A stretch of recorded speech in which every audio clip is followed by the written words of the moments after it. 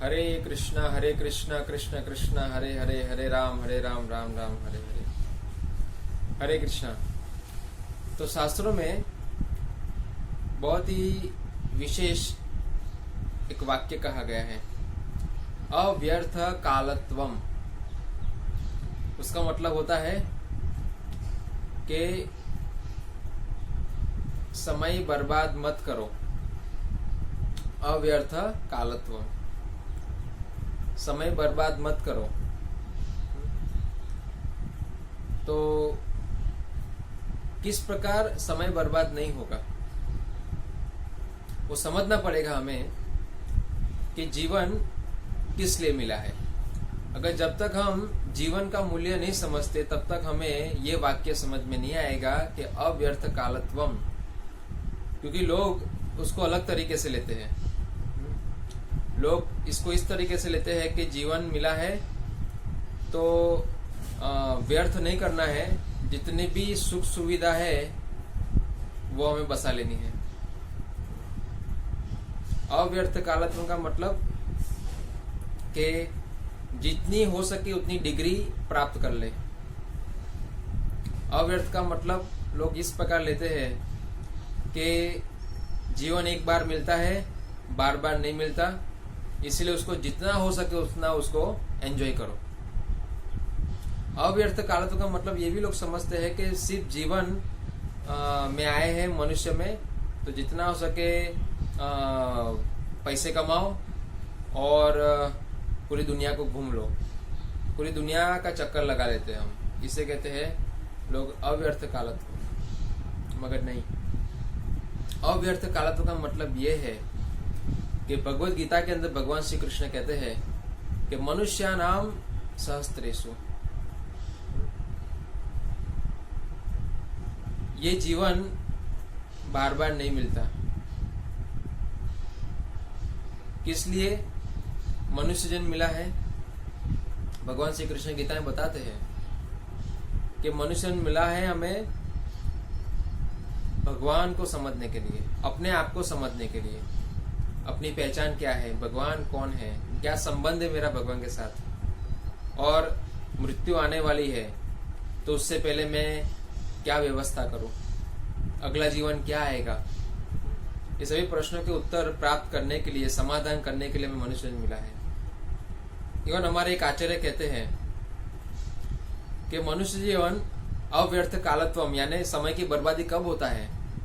हाँ, समय की बर्बादी तब है, वो कहते हैं मनुष्य जीवन मनुष्य जन्म पाइया, राधा कृष्ण ना बजिया, जानिया सुनिया विष खाइनु।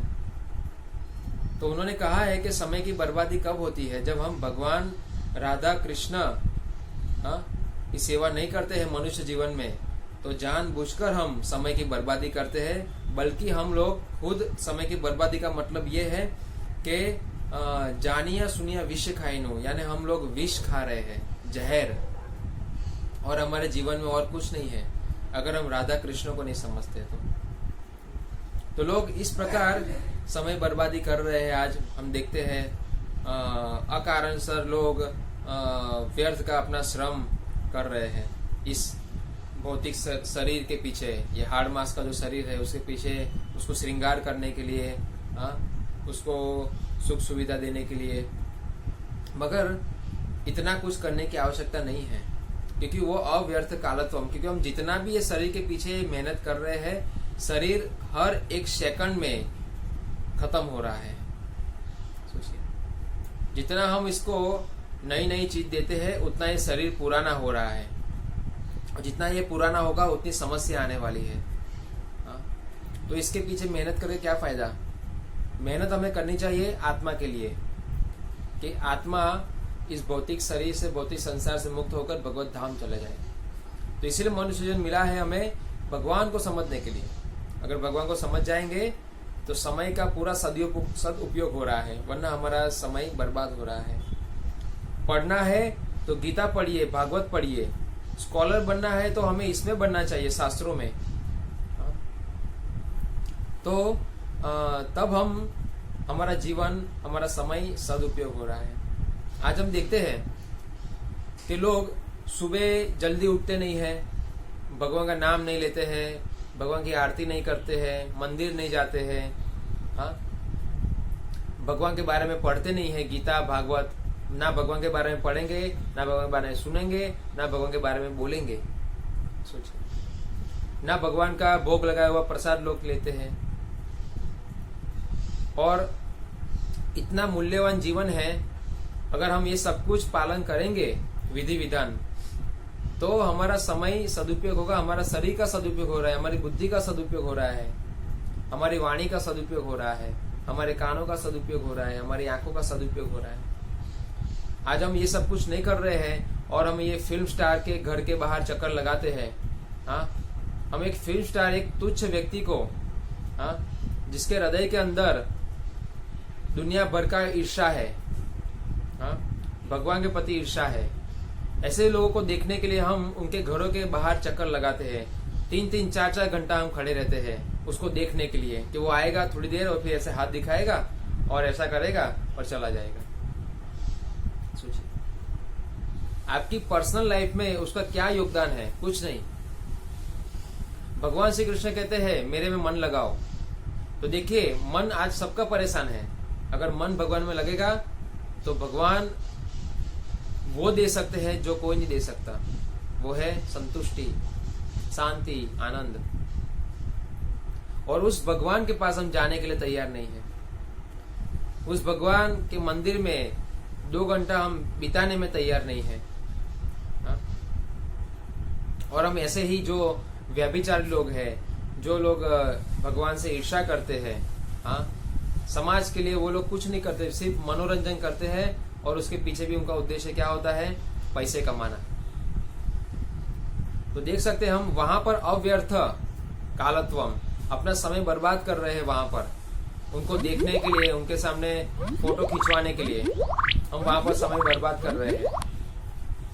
और जहां पर हमें सही में फायदा होने वाला है वहां पर हम समय नहीं दे रहे हैं।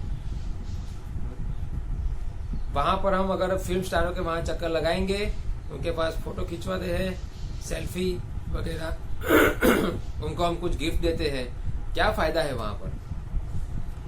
हम जब मरने वाले होंगे उसमें उनका क्या सहयोग होगा, क्या योगदान होगा? कुछ नहीं। कृष्ण गीता में बताते हैं जो मेरी सेवा करता है, मेरी पूजा करता है, वो मेरे पास आके मेरे धाम में रहता है। वहां पर किसी प्रकार कोई दुख नहीं है, केवल आनंद कंद। तो ये सब मूर्खता छोड़नी चाहिए और हमें भगवान श्री कृष्ण की शरण लेनी चाहिए और हमें अपना समय बर्बाद करने से रोकना चाहिए। ठीक है, तो इसीलिए ये छोटा सा एक संदेश है आपके लिए। आपकी इच्छा, आप इसको पालन करें या ना करें। हाँ, हरे कृष्णा।